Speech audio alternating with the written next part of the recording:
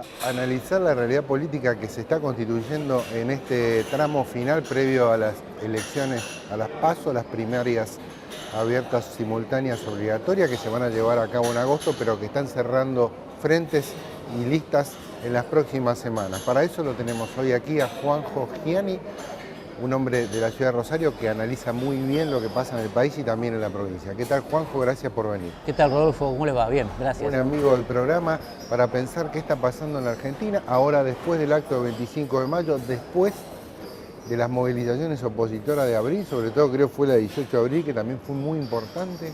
¿Cómo se está decantando esta situación de cara a agosto? ¿Cómo ves la configuración del espacio oficialista y la fragmentación opositora? Bueno, lo primero que diría yo es que vos citabas dos acontecimientos masivos. Primero el cacerolazo el 18 de abril, luego el acto del 25 de mayo, que fueron, no tiene sentido hacer números, fueron dos manifestaciones importantes que yo creo que confirman lo que sería una primera mirada sobre la situación electoral de la Argentina, que es la existencia de un fuerte apoyo, una parte importante de la población que apoya fuertemente al gobierno, que se moviliza, que activa y que defiende lo conquistado, y también un sector importante de la población que rechaza de alguna manera esa gestión de gobierno. Alguien ha dicho, son como 2/3, más o menos pienso que es así, es decir, son como dos extremos en la situación política que sabemos que está muy tensionada en la Argentina. Y me parece que lo que se está discutiendo de acá a las elecciones del 27 de octubre es de qué manera el gobierno logra ampliar, sumar a esa base social tan homogénea y tan fuerte que tiene, a un sector de la población que oscila, que pendula. Al otro tercio del medio. Al otro tercio, que se mueve con un conjunto de demandas que a veces no son necesariamente idénticas a las que el oficialismo promueve como centrales. O sea, hay un tema fundamental, me parece a mí, como el kirchnerismo logra incorporar, como hizo por ejemplo en el 2011, a una porción importante de ese electorado pendulante, y bueno, y un desafío similar de la oposición. Yo diría, la gran diferencia evidente entre una cosa y la otra es que el conglomerado oficialista tiene una conducción política clara, tiene un programa y tiene un conjunto de convicciones. Y una jefatura. Y una jefatura, pues una conducción política clara.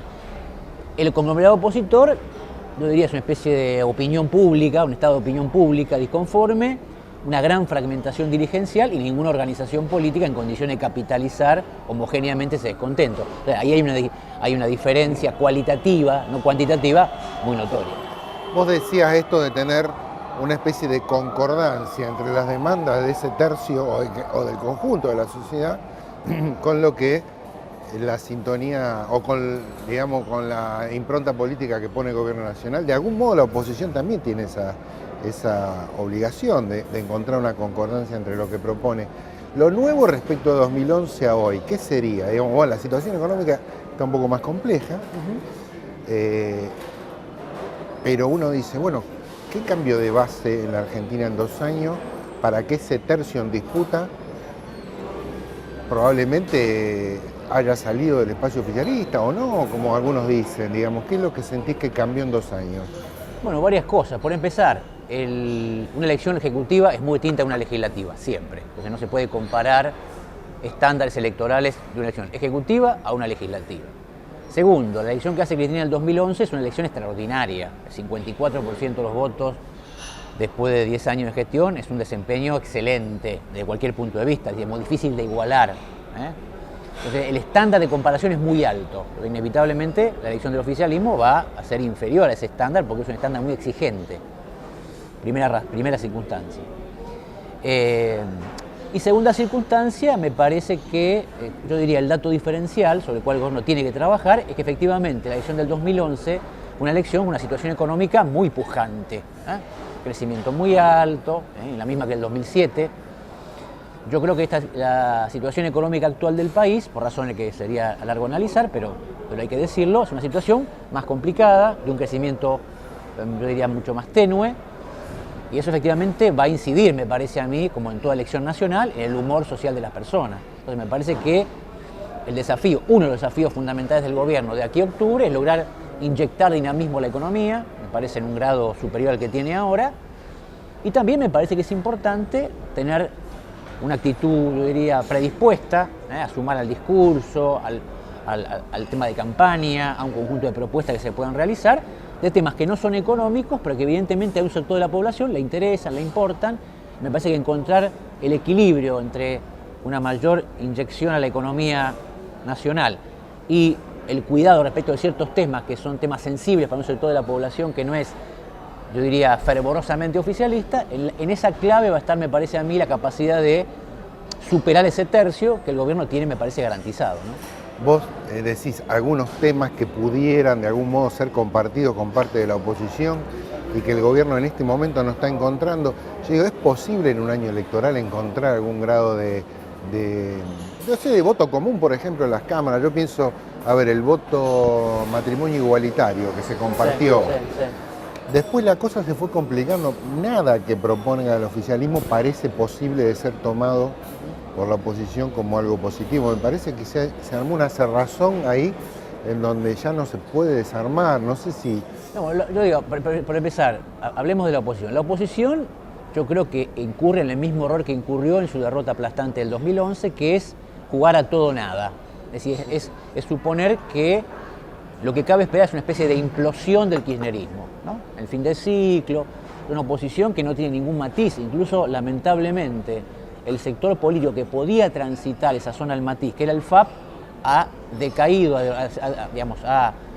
cayó en el precipicio. Está tomando toda la agenda, más parece Patricia Bullrich, lamentablemente. Entonces, el sector que podía haber hecho eso no lo está haciendo. Entonces, la oposición es a todo o nada, es una imposibilidad de reconocer los méritos del gobierno, es decir, de trabajar en la idea de la alternativa y no de la pura oposición. Entonces, no ha habido ningún progreso en la construcción de una agenda nacional alternativa que reconozca los méritos del gobierno. Desde el punto de vista, yo diría que la principal ventaja del oficialismo es la oposición que tiene, ¿no? Porque si hoy dijéramos, el oficialismo puede perder, la pregunta es quién le va a ganar, ¿no?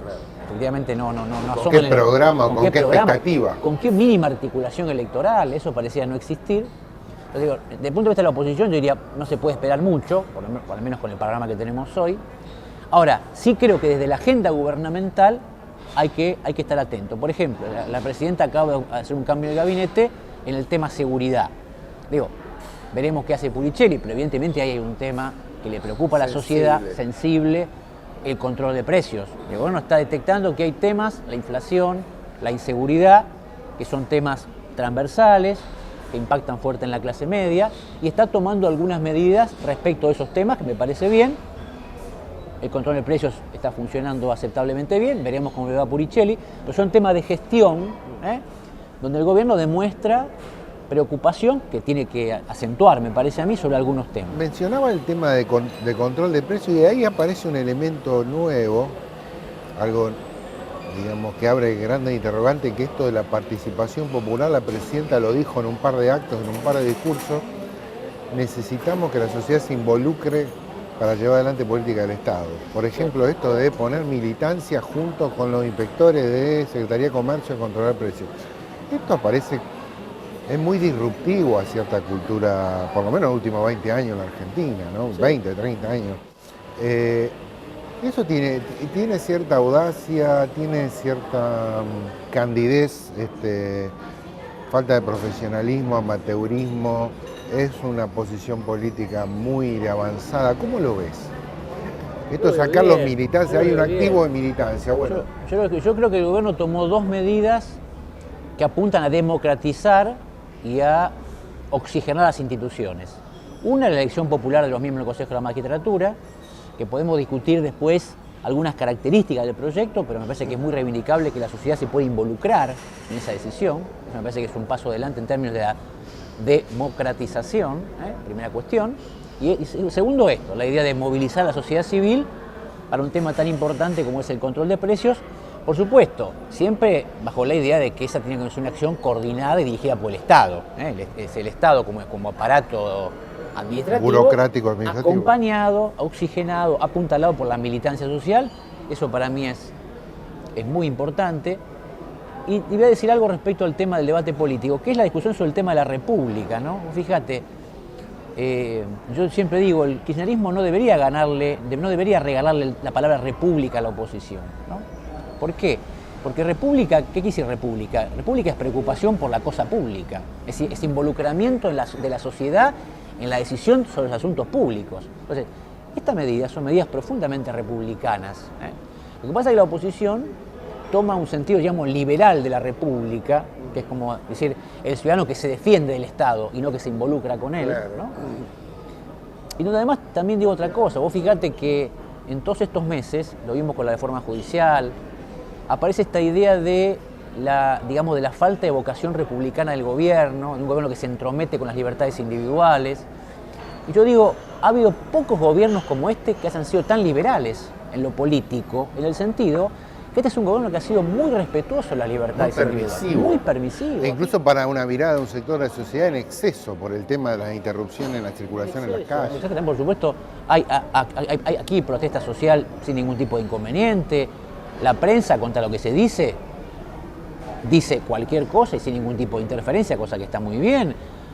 Hay movilizaciones opositoras, 3 cacerolazos en 6 meses, sin ningún tipo de impedimento. Entonces, me parece que esta cosa también hay que decirlo. La Argentina vive un momento casi inédito de libertades públicas y esto es una cosa que hay que incorporar al debate político, porque si no, me parece que estamos equivocando el eje, ¿no? Una de las discusiones que se sopesan en estos días es si esa arremetida de los medios opositores, que evidentemente ya no vale la pena ni analizar, que construyen, digamos, parte de la oposición, me parece que es una cosa fuera de discusión. Esa arremetida que tiene una cabeza de lanza muy exitosa como es el programa de La Nata, pueden estar horadando de algún modo cierto consenso social de kirchnerismo.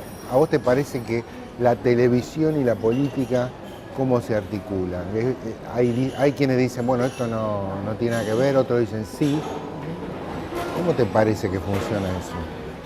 Yo diría ni tan ni muy. Me parece que yo en general tiendo, no digo a subestimar, pero trato de no sobreestimar el rol de los medios de comunicación. Me parece que lo vimos en el 2011, ¿no? Una gran ofensiva mediática que tiene ganó con el 54% de los votos. Pues me parece que eso tiene una influencia limitada, influye cuando sintoniza con algún problema real, que en todo caso lo magnifica, lo tergiversa, pero no lo puede inventar. Entonces, yo por eso lo pondría en su justo término, ¿no? En general, lo digo esto en general respecto de cualquier tema. Respecto a los temas de ética pública, es evidente que hay un sector de la sociedad que es un tema que le preocupa, la transparencia, la honestidad, y me parece bien que sea una preocupación social, el hecho de que haya honestidad en los asuntos públicos. Me parece que cuando aparece una suerte de especie de clima virulento, como ha habido otras veces, recordemos a Antonini Wilson, recordemos el caso Escanca, que después... La tapa de vudú, cosa que después... vudú a las tapas, pero bueno. Cosa que después no quedaron en la nada. Me parece que... Yo veo una influencia muy microclimática, de corto plazo, respecto a ese tipo de denuncias, respecto a las cuales, por supuesto, me parece que lo lógico es que la justicia investigue, que se dé plena libertad a que los mecanismos